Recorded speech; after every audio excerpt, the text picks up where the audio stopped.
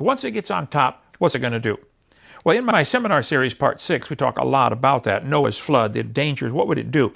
Basically, it would make thousands of feet of sediment layers, because the water sloshing back and forth for a year is going to form thousands of feet of layers.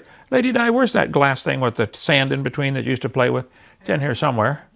One of the shelves over there. Anyway, the Earth's crust would be resloped, reshaped, and shuffled around and changed over and over and over again during that flood. It would bury billions of dead animals, generally according to their density. Probably the reptiles are in one layer because reptiles have a similar body density that's different than mammals. Mammals have hair, reptiles don't. It would deposit billions of trees and plants in layers, and if they're deep enough, it presses them into coal. Coal can be made in a few minutes in the laboratory under intense pressure. It would carve huge canyons, both underwater and above water. You know, an underwater landslide can carve canyons underwater. Ask the Navy. They do all kinds of studies on that because they're always looking for places to hide their submarines. They want to study the bottom of the ocean. What's it look like to know where to hide? So the fountains of the deep broke up, launching stuff into space, which is a vacuum, and it would break the canopy on the way. The canopy would be shattered, and it rained for 40 days. The tidal bulge would become harmonic.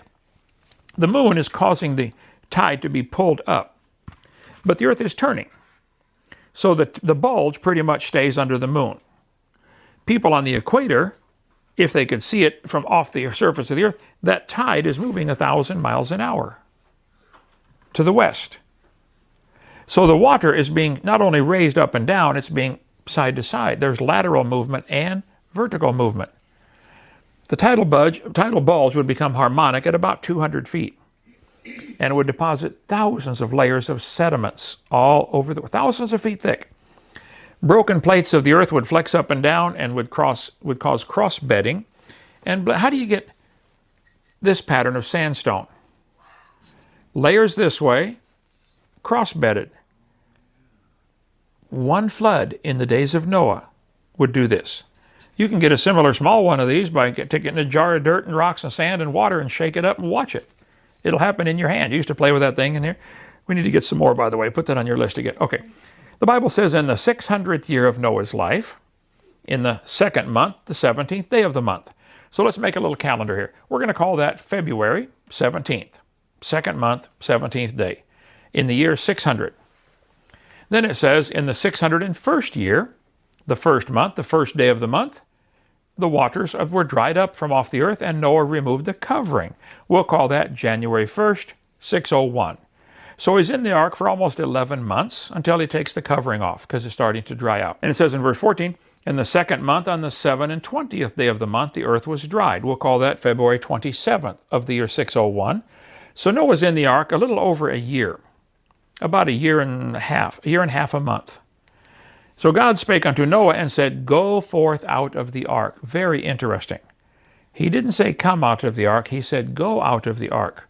So where does God have to be? Inside with him. King James is one of the few versions that God said, Noah, come into the ark. All the rest of them say, Noah, go into the ark. No, God's in there with him. And by the way, if you're going to go through trouble and trial and testing and problems, God will be with you through the whole thing. Wasn't God with Shadrach, Meshach, Abednego in the furnace? Mm-hmm. The king said, I see a 4th man in there. Looks like the Son of God. And all the new Bible versions have changed it to say a son of the gods, small g. No, it was the Son of God that he saw in there. Anyway, so during the first 150 days, the water's rising up, flooding the world. Then during the next 100 days or so, the water's going down. He's in the ark for 378 days. During the last 5 or 6 months, the ground is drying out and stuff is beginning to grow again from the seeds that are floating around. Now they land and start to grow. There's no reason to get off the ark here because there's nothing to eat outside. Stay in for 4 more months. How long does it take to plant a garden and then harvest the crop? 2 or 3 months? Noah's in the ark. Everything starts growing again. When he gets out, plenty to eat. Release all the animals. See, a flood lasting nearly a year would do some amazing things to this planet. It would really reshape the surface of the planet. Mess things up big time. People don't talk about this enough in the flood geology, I don't think, but the tide would do enormous things to the earth. The tide can do great damage. At the Bay of Fundy up here in northern Canada is the largest tide in the world. I preached at a church up there. I went to see the Bay of Fundy and watch the tide come in and go out. Here it is high tide. Here's the same area at low tide. The tide goes up and down 50 or 60 feet. During spring tide, it'll go up 100 feet. Just Google the world's record tidal change. 100 feet in 6.5 hours. They surf going in on the tide. They ride the wave. They really do. The Earth's crust, even Lenox, Alabama, lifts up about 10 inches every time the moon goes over, or we spin under the moon. There's a land tide, but we don't feel it. The ocean tide you can see. Water moving up and down on the crust of the Earth would do some amazing things. We'll take a break here in a second. Water going up, a pile of water is heavy. Go stand on the beach. Go walk out to Pensacola. Stand 5 feet out into the water. When the waves come by, the pressure of the high spot is going to squeeze the sand grains down. Then when the low spot comes by where there's less pressure, the water goes squirting up. It's called liquefaction. You'll feel sand grains hopping up, landing on top of your feet, and you didn't move at all. The pressure's being relieved. Within a few minutes, you'll be ankle deep stuck in the sand without moving a muscle. That happens to buildings during earthquakes. The ground shakes, the groundwater separates the particles, and the building can sink into the ground. It's called liquefaction. During an earthquake, the ground became quicksand, and it half swallowed the house. Here's a whole apartment building got swallowed up by ground becoming liquefaction happening, softening. Here's a street swallowed the guy's car. Wow. Send that to your insurance agent. Hey, the street ate my car. Yeah, right. Okay. They like mudslides. This is still the curb. I mean, just all of a sudden the street became like soup and the car sank in. This is a phenomenon called liquefaction. Wow. It happens during earthquakes. The ground shakes and all the water comes up and the ground becomes soupy. The ground becomes like mud and not even raining. You can get a jar of dirt, sand, rocks, gravel, mud, water, shake it up, and it'll settle into layers for you in minutes. You kids are going to be taught in school that these layers of rock are all different ages. That is baloney. They're going to tell you the oldest layers are on the bottom and the youngest are on the top. Yes, boys and girls, here's the kids, the parents, the grandparents, the great-grandparents. These layers are older. This is Propaganda 101. Those layers are not different ages. We'll talk about that after a short break. All right, let's continue now with more about Noah's flood about 4,400 years ago, 2400 BC. One of the lies in the textbooks kids are going to be taught that frustrates me to death, I taught her science 15 years, is this called the law of superposition, which is not a law at all. It's a lie. They're going to tell you that the oldest layers are at the bottom and the youngest layers are at the top. Not true. Sounds good. Sounds logical. Oldest at the bottom, youngest at the top. Not true. Charles Lyell, a lawyer from Scotland who hated the Bible and hated God and hated Christians, wrote 3 books, Principles of Geology, Volume 1, Volume 2, Volume 3. These books were what greatly influenced Charles Darwin to turn away from God. These books, written in 1830, Principles of Geology, were sent out to Darwin while he sailed around for 5 years on HMS Beagle. They would ship them out because the ship had to get resupplied every once in a while. Charles Darwin later wrote his book and tried to dedicate it to Charles Lyell because his geologic column was the basis of his dumb evolution theory. You can see Lyell's hatred for the Bible kind of oozing off every page of his books here. On page 302, for instance, he says, "Men of superior talent," he's talking about himself, "who thought for themselves and were not blinded by authority." In other words, if you guys would just think and quit believing that Bible, you'd see the truth. This is the way the atheists still do today. I've had 141 debates. This is how they do it. You rest on scriptural authority. Your problem is you're trusting the Bible. This is Lyle's writing. He said you have a religious prejudice. He said his goal was to free the science from Moses. He wanted to take earth science, the study of God's earth, and get rid of God and get rid of the stories Moses wrote about the creation and the flood, and get people to thinking that each of these layers is a different age. So Charles Lyell's the primary guy responsible. Other people worked on this also, including some Christians. But he's the guy who made up the idea of the geologic column, that each layer of Earth has a different name, an age, and an index fossil. Maybe you saw the movie Jurassic Park, named after the Jurassic layer. We can thank Charles Lyell for bringing this lie to our schools, and all the textbooks are full of this kind of stuff. Each layer of rock was given a name: Cenozoic, Mesozoic, Paleozoic, Archaeozoic, Jurassic, Triassic, Permian, Mississippian, Devonian, Silurian. And it was given an age, so many million years old, and was given an index fossil. It's a gigantic lie. Does not exist. But they've got these charts in school. The kids will have to learn, oh yes, boys and girls, the Permian era was 299 million years ago and 6 months and 30 minutes. That's what they do. Now, it's a fact Grand Canyon exists. The evolutionists have an interpretation of how it got there over millions of years. The Christians have an interpretation. No, it formed from Noah's flood very quickly. It's a fact the earth has layers of rock. That is a fact. The evolutionist says each layer is a different age over millions of years. The Bible-believing Christians say, no, those layers are all from the flood in the days of Noah. And these guys are always trying to erase this line and make their theory part of the fact. No, it's a fact the earth has layers of rock. It is not a fact that they are different ages.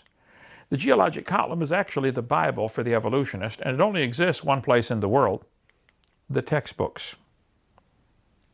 This guy said, if there were a column of sediments, unfortunately, no such column exists. That book's right over there. There is no geologic column. It doesn't exist. But it's taught in all the earth science books as if it is some kind of gospel fact.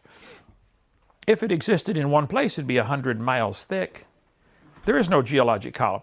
This is one of the lies in the textbooks I cover in my video number 4 of the seminar, Creation Seminar Series, video 4, Lies in the Textbooks. Now, you can look at Grand Canyon or any canyon and oftentimes see layers of rock. The earth has layers, no question. We got them here on the property. You can go to the far east end of our property and see the layers of gravel they were digging for when they were mining this place. No question, the earth has layers. But why are there no erosion marks between those layers? If that layer sat there for 12 million years waiting for the next one, don't you think it's going to rain once in a while? And why is there no soil built up between these layers? It's just rock, rock, rock, rock like pancakes. I think they're all formed very quickly during Noah's flood. You can get a jar of rocks, gravel, sand, mud, clay, silt, and water, shake it up, and it settles into layers for you every time. Just Google experiments in stratification. We're going to build one of those hydraulic flumes here at Dinosaur Adventureland to separate particles. You can buy these things at the store, 2 pieces of glass with sand in between. You flip it over and form hundreds of layers in seconds. Doesn't take long. Sometimes you can form mountain ranges too. Noah's flood did that. I meant to get this book. I think it's up there. Do you see it, girls? The world's most famous court trial. It's a pretty good-sized black book. The Scopes Monkey Trial, they call it. John T. Scopes was accused of teaching evolution in Tennessee. He was a PE teacher, and he filled in for biology class one day as a substitute. He says, I don't remember if I taught evolution or not, but I'll pretend I did for the trial's sake. Tennessee had passed a law that said you can't teach evolution. They wanted to test the law. Well, the atheists lost the case in court, but they won it in the public opinion. Then they made a perverted movie about that in 1953 about the Scopes Monkey Trial, and called it, what was the name of that movie they made? Inherit the Wind. Yeah. Complete perversion of what the trial really was, okay? But during the trial, the atheist lawyer, Inherit the Wind, there it is, right there. He said, the lowest layers are obviously the oldest. Now stop right there. No, they're not. The first meeting I ever preached in full-time evangelism was in Union Center, South Dakota, right middle of no place. 40 people in the whole town, about like Lennox. 38 of them came to the meeting. We had revival broke out in in Union Center, South Dakota. The preacher said, would you like to go down to Rapid City and see the School of Mines? I said, well, yeah.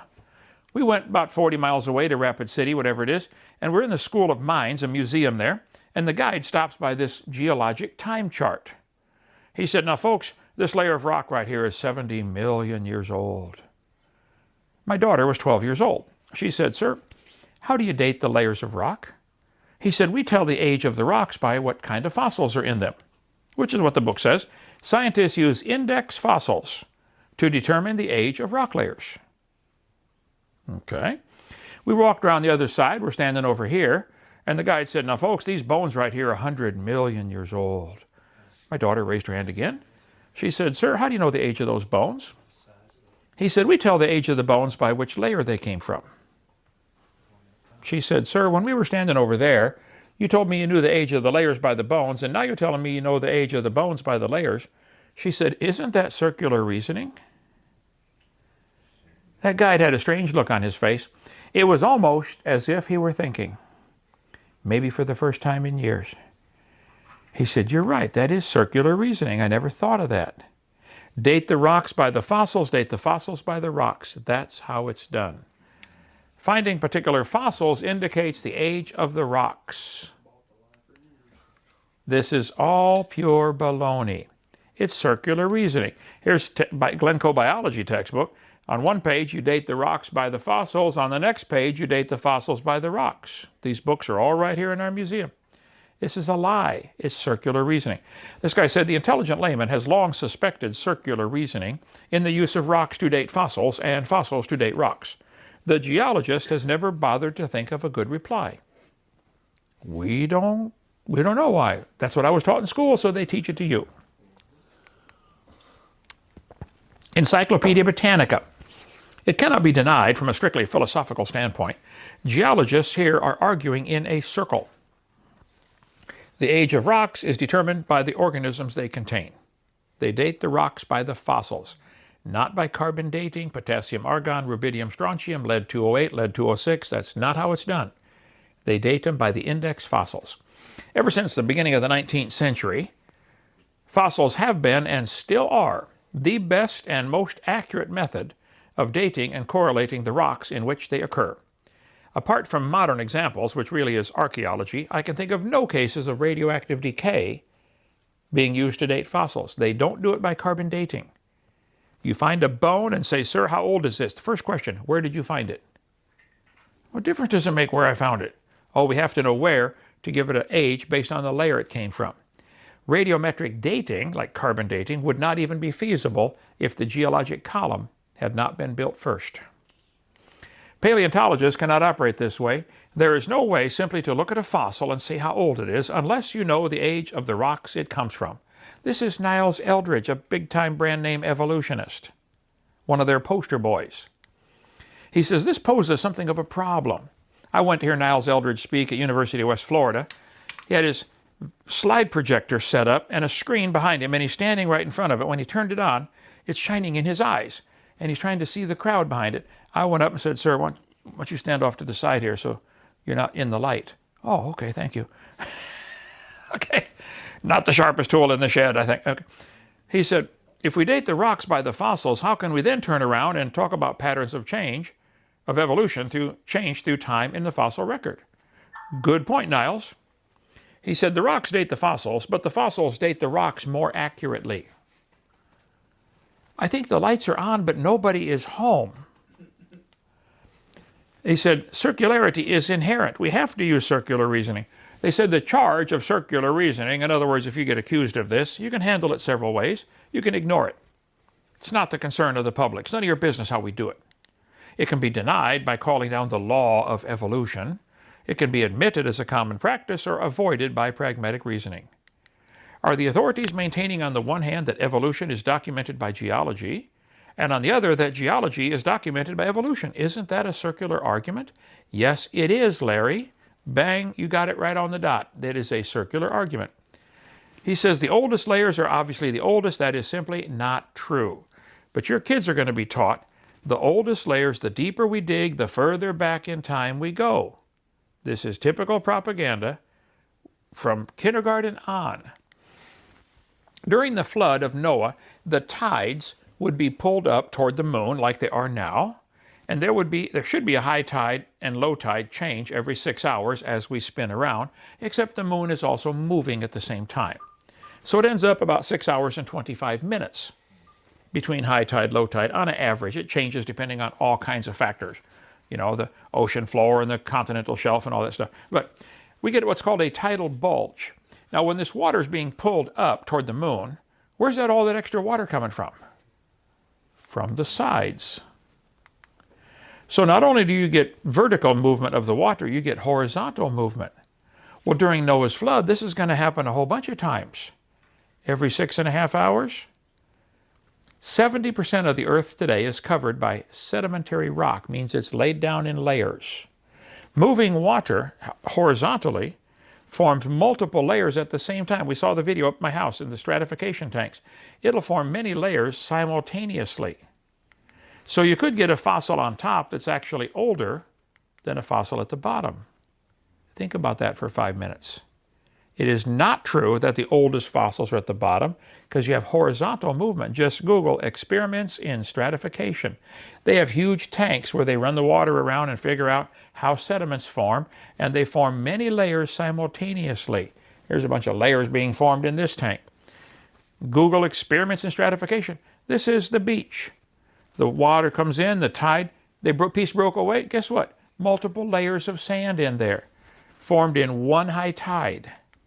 During Noah's flood, the whole world was underwater, and the tides moving up and down are going to cause enormous amounts of stratification for thousands of feet of sediments. The water's rising, and then the water's going back down. During this time, there would be 230 days with 880 tidal changes. Up, down, 880 times. That's going to really rearrange the real estate down below. During the last 6 months, the rising mountains and ranges and the water rushing off and sloshing back and forth, if a mountain lifts up, the water's going to rush off and slosh back and forth until the energy is dissipated, redepositing even more stuff. I like to ask the atheists, I'll say, guys, in your geologic column, which is pure baloney, you have limestone quite a few places. Question. What's the difference between 100 million year old Jurassic limestone and 600 million year old Cambrian limestone? They're both limestone. How would you tell the difference? They would say, oh, by the index fossils. If you find a trilobite, it's probably 600 million years old. Here's a trilobite right here. Here's a replica of a big one. They get some really, really big trilobites. Okay, this is a real one, a dead one. Trilobites are index fossils, this guy says. If a trilobite is found in a rock layer, the rock layer probably formed 500 to 600 million years ago. Pure baloney. Here's a fossil of a human shoe print. The guy stepped on and smashed a trilobite. One in the heel, one in the toe. Stepped on 2 trilobites. Now hold it. How could a human with a shoe on step on a trilobite if they lived 600 million years ago? Hello? Get the Evolution Handbook. If you can only have 5 books in your library, this would probably be one you'd want to have. It's nearly 1,000 pages, and it's what, $11 or something? Excellent. Got a section on everything. Cavemen, fabulous book to have. One guy said, well, if there's a human shoe print with a trilobite smashed in the heel, that proves aliens visited the planet 600 million years ago. Those aliens will do it every time. There are some huge trilobites, and the trilobite has the most complicated eyeball ever. Each trilobite will have 2 eyes. One of the eyes will have like 1,500 lenses. The other one will have like 1,100 lenses or something. It's a different number. How does their brain figure out all these different signals coming in? Each little lens producing a different signal in the brain. It's like seeing 3,000 pictures at once underwater. He seems to do pretty good. They got pretty big. Incredibly complex eyeball on a trilobite. And you're going to tell your kids trilobites are good index fossils. They probably formed 500 million years ago. Baloney. There are all kinds of different trilobites. Some may still be alive. like the isopod, like a roly-poly would be a cousin to the trilobite, rolls up, you know. The Mount Blanco Museum, Joe Taylor, who did some excellent work, wrote this book, Giants Against Evolution, about all the giant fossils that have been found. Giant humans, giant skeletons, $39 for the book. Get a hold of Joe Taylor, Mount Blanco. We're going to carry this in our bookstore as soon as we can afford to buy 2 of them so we can keep them on the shelf so we can sell one. But I was up in Barrow, Alaska, preaching up here, as far north as you can get. Came back, and a guy from Prudhoe, Alaska, said, Brother Hovind, would you like some trilobites for your museum? I said, yeah. He said, I mean live ones. I said, live ones? He said, yeah, we suck them into our filters all the time. We suck water out of the ocean to cool our equipment, and we catch them all the time. He sent me a jar of live trilobites. They died on the way. Fresh trilobites. They're not millions of years old, folks. But you kids are going to be told each layer is a different age. 100, 200, 300 million years. Baloney. Now, Charlie Darwin did not like round numbers. He liked to be real precise, so it sounds more scientific. He said the Wealden deposits in England are 306,662,400 years old. Oh, right, Charlie. And how do you know that? You know, all over the world, petrified trees are found standing up, connecting these layers. You kids are going to be told the layers are different ages. Excuse me? If there's a petrified tree standing up, connecting them, the layers are not different ages. How long does a dead tree stand up around here before it falls over? 4 or 5 years? It's going to fall down. But petrified trees in the vertical position are found all over the world. There's a whole bunch of them in Tennessee. Go up to Cookeville, Tennessee. You can see them. Dr. Ball and his team in Tennessee right there next to a petrified tree standing up. Here's me by one in Yellowstone National Park, a petrified tree standing up. They're all over the world. How on earth can anybody with one eye and half a brain teach that the layers are different ages when petrified trees standing up connect them all? Guys, the tree got buried in the flood, mud layers settled in around it for the next 13 months, and it turned the tree to stone, standing up. Vertical petrified trees, I think, are proof positive. North Alabama, right up here, there's a coal mine where they find all kinds of petrified trees standing up, running through 2 seams of coal. A friend of mine's a foreman up there. They dig the coal out. He said, yeah, Brother Hovind, we get trees standing up. He said, I can prove to you the layers are not different ages. There'll be a seam of coal. Way above that is another seam of coal. He said, we call it the Blue Creek and the Mary Lee Formation of coal that we go after. He said, you put together fossil A, B, C, D, E, and you can figure out clearly both of these layers of coal formed quickly. Here's sample A, B, C, D, E, F, G, H. He said, Brother Hovind, I can prove to anybody if they're willing to listen. If sample H goes through this seam of coal and through this seam of rock, and sample A goes through the same seam of rock and the seam of coal down here, those coal seams did not form separately by millions of years. Maybe in 6 months during Noah's flood.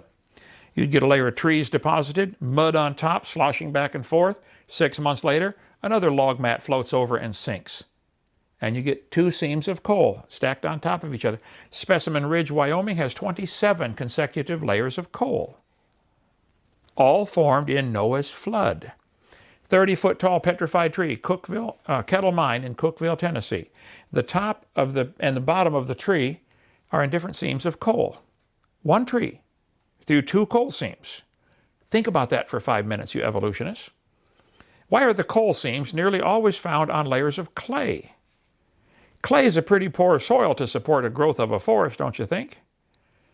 Those trees didn't grow there. They were transported there by Noah's flood and dumped off. Up in Joggins, Nova Scotia, they find hundreds of petrified trees standing up. Here's a kid playing on one. Polystrata fossils, they're called. Petrified tree standing up, running through multiple layers. Ian Juby, friend of mine, been up there many times. He's a creationist up in Canada. All kinds of studies on the petrified trees standing up. But they've got signs there in Joggins, Nova Scotia that says this is from the Carboniferous era 300 million years ago. You guys have lost your marbles. I found them. They're here somewhere. Here they are. If you think those layers are different ages by millions of years, you have absolutely lost your marbles. We got them. Petrified trees in the vertical position, we could spend 2 days on this, but hundreds of them exist. I think they're silently yelling at the evolutionists, Idiot, idiot, no. Stop teaching your dumb geologic column. Here's a petrified piece of wood in our museum running through 12 layers of slate at an angle. There's a petrified tree standing up. They found a fossil fish with the nose of the fish stuck in rock 1,000,000 years older than the head. Oh, he balanced on his nose for 1,000,000 years waiting for the rest of the rock to come in around him. I don't think so. Anyway, this petrified trees are proof, I think, clearly that the layers formed quickly, and sometimes the trees are upside down. Now you really got a problem. Remember, the Bible says the scoffers are willingly ignorant about the creation and the flood. They want to say those layers are different ages. They've only got two choices that I can see. They can say the trees stood upright for millions of years while the layers formed around them, or the trees grew through hundreds of feet of solid rock looking for sunlight. Can you think of another choice? Well, the third choice would say, well, the trees were buried in a big flood. Remember from part 4 of my seminar series, how fast was that calf going? That's a joke we tell in that seminar. Okay. This guy said, Dr. Hovind, I'm a geologist in South Africa, deep level gold mine. We have found hair and sinew 2,500 meters, 8,000 feet below the surface. Hair from an animal and sinew. He said it still had a foul, rotten smell when we dug it out. Not petrified. That was his phone number years ago. I don't know if Johann Schmidt is still his email or not. When Mount St. Helens blew up, it knocked trees down for miles all around it. Millions of trees got knocked down. Many of the trees got blown into Spirit Lake. They began floating, and as they got waterlogged, they would float in the upright position because the root end is heavier. Ripped them out of the ground, dropped them in the lake, floating upright. There are 20,000 trees stuck at the bottom of Spirit Lake. None of them grew there. None. They were blown in by the volcano. They're going to be in different layers depending on how they settled out. The same species of trees like the Douglas fir, they kind of settle out the same year because they get waterlogged the same time. They're settling out by species. Already 15 feet deep in sediments, they're going to petrify standing up. Things can petrify quickly. There's petrified firewood. The guy was chopping on it. Now it's turned to stone. Here's a mummified dog stuck in a tree in Georgia in a museum. They call it Stucky. Here's a petrified cowboy boot with the cowboy's legs still in it. Here's a petrified fish giving birth. It does not take millions of years to give birth. Praise God. Okay? Here's a petrified hat. Here's a petrified pickle in the case right there in our museum. Go to the other end of the wall, other side of the wall here. Guy called me from Montana. The jar's around here someplace. If you girls find it when you're organizing, it's a busted up jar been glued back together. Save that thing. I don't know where it is. The lid is rusted off. The guy called me from Montana. He said, Kent, there's an old house out in the woods here. The roof is gone. The walls are falling down. But part of the pantry was there. And there was a jar inside. The lid rusted off. And the pickle in the jar turned to stone. Would you like it for your museum? I said, of course. Who in their right mind would not want a petrified pickle? So you can see where it attached to the stem on there. It's sitting in the case right there. It does not take millions of years for things to petrify. There's a flour mill in Arkansas that got flooded. Sacks of flour were covered up back in 1910. They turned to stone. Petrified flour. Here's a petrified toadstool. A kid called me. He said, Brother Hovind, I put a bunch of acorns in a bucket of water hoping they would, sprout. And I forgot about him. He was 7 years old. Next year, the water had dried out. The acorns turned to stone. They're in the museum here somewhere. We haven't found them yet. Rapid petrification, folks. It doesn't take millions of years. The flood formed all the petrified wood we see. We'll cover more on video 6. So they're going to tell you the layers are different ages. I'm sorry, that is simply a lie. They are not different ages. God saw the wickedness of man, and the imagination of the thoughts of his heart was evil. And it repented the Lord that he made him. And he said, I will destroy man off the earth. I'm sorry I made them. They were all wicked. And the earth was filled with violence, and everybody had corrupted his way upon the earth. And God said, that's it. I'm going to wipe them out. God said to Noah, go build a boat. And Noah said to his boys, go for wood. We got to get some boat. I think that's what go for wood is. I don't know. So it's interesting. Why does the earth have so much water compared to all the other planets? Not only does the earth have a lot of visible water on the surface, like really big oceans, lots of water, there's another 10 oceans worth of water inside the crust of the earth, according to discover.com. There's still a lot of water in the earth. Bible says he shut up the sea with doors in the book of Job when it brake forth as it issued out of the womb. When a woman has a baby, first her water will break and water goes everywhere. A friend of mine in Bible college, his wife is pregnant, standing at the sink washing dishes, and her water broke standing up all over the kitchen floor. She hollered, "Honey, honey, the baby's coming." He rushed in to see what's wrong, slipped on the water and broke his arm. She had to drive him to the hospital to get his arm set and then have the baby. Anyway, during Noah's flood, the water came shooting out of the earth just like when a woman's water breaks. That's what he's telling us in Job 38. I think these cracks are still the places where it happened, the fault lines, the San Andreas fault, the Hayward fault, the New Madrid fault. The earth is still broken up, and some of those plates are still moving, aren't they? Yeah, earthquakes, volcanoes. There is still water under the crust of the earth. They have hot water vents shooting up. Now, there's some guys, like Hugh Ross, and I debated Hugh Ross for 2.5 hours on the John Ankerberg show. He said it was just a local flood in the days of Noah. A local flood. The Bible says it was over the mountains. Now hold it. If the water's over the mountains, it's no longer a local flood. Secondly, if it's going to be a local flood, why would God tell Noah to build a big boat? Why not tell him to move? I think you could move quite a ways in 5 years or 10 years, couldn't you? How long would it take him to build a boat? Local flood, gee whiz. If you smoothed the earth out, made it the size of a 12-inch globe, all the water in the oceans would barely fill 1 tablespoon. Today's oceans average 12,000 feet deep. If you smoothed out the world, they'd be 8,000 feet deep everywhere. That's how much water is on this planet. The oceans are huge. When they got to the top of Mount Everest, 1953, they began to find petrified clams in the closed position. Now hold on a minute. Petrified clams in the closed position. You can walk along the beach in Pensacola and find 1 million seashells, but you hardly ever find a matched pair. And you don't find them closed. If they die, they open and something eats them, like right now. Petrified clams in the closed position. We have hundreds of them here in our museum. Did you see the box of them down there? I think that indicates they were buried alive. And they could be in mud, and they couldn't even open. They find them 11-foot oyster shells on top of the mountains in Peru, 2 miles above sea level. Here's 2 people standing there. Gigantic petrified oysters. Oysters don't climb mountains very well.